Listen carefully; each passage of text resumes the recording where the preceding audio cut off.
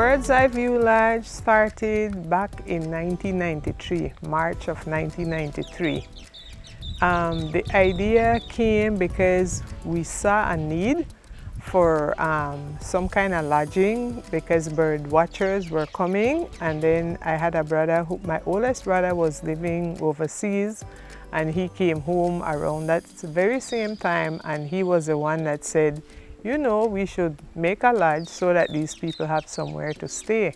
So that's pretty much how it started. And incidentally, the people we're talking about, they are the Gillett family, and Gillett were the people that kind of founded Crooked Tree.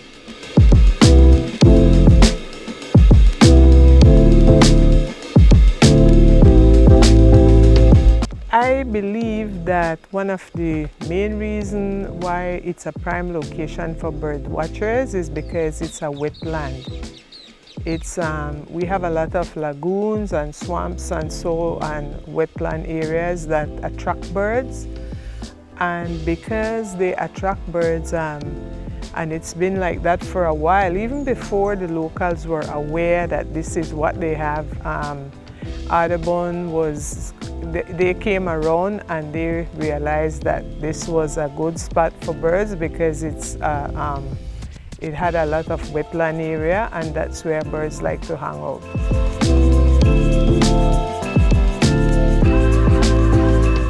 We usually do those tours early in the morning or late in the evening because that's when birds are most active. So a typical tour would start around 6 o'clock in the morning, and it would go for like 2.5 to 3 hours.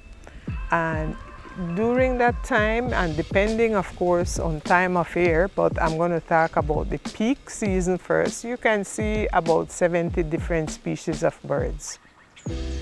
And anything else like crocodiles, howler monkeys, manatees, snakes, and even more than that, you know, you can see those things on a regular morning birding by boat tour, and those are conducted by captains who are right from here, bird guides. Before they became guides, they knew these birds by name, by the local names.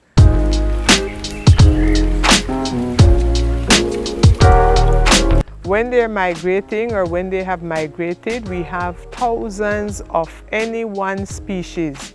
But after they go back or they migrate, then the numbers just become less. We have some birds who stay here all the time. Yeah, those birds are always available, and they are the ones who you would see them and a few of the migrants. But that's the only difference, because birds are always here no matter what season, how high the water or how low, just that when the water is low, there are much more birds. We do guided nature walks around the village, and especially in the pine forest area. That's birds, but there are other things too, like iguanas and snakes and so on. But we also do things like historical tours, and we also have a museum. So the historical tours would include going and looking at some of the trees, the homes, and the history of those places. We have the First Baptist Church that is almost 200 years, I think. You know, that's the first building, first school. That's one place that we usually tour people to see a very important part of our history. And then we do things like cashew roasting, rice beating, anything that was a part of our history for a while. When it comes to sustainable, I would think that, you know, we have things that we do, like we have our rooms, we have our tours, we have food, of course, and then we have high season and low season.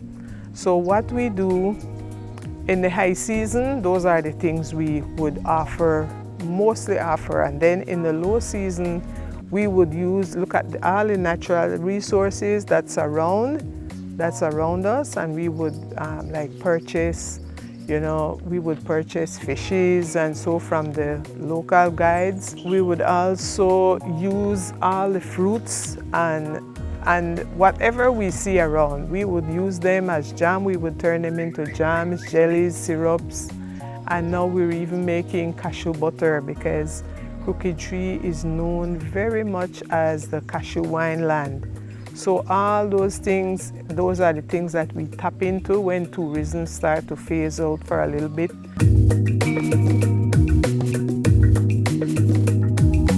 I think the visitors that are most attracted to us are nature lovers and bird lovers #1, and nature lovers on a whole, because even the people who are here to see the birds, they also they would request that you walk them around, show them, what else is in the village and what's there to offer by way of nature. Whatever nature has to offer, they're interested in.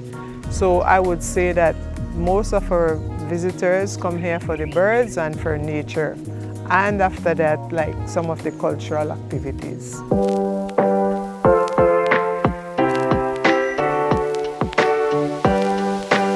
When it comes to ecotourism, they have to do it in a sustainable way. Like fishing, they have to fish sustainably. They are allowed to fish, like especially certain times of the year, they are being monitored by the Audubon Society, and those people who harvest, like logwood, for example, they have to get permission, and because they have to get permission from Forestry Department, they have to do it in a sustainable way.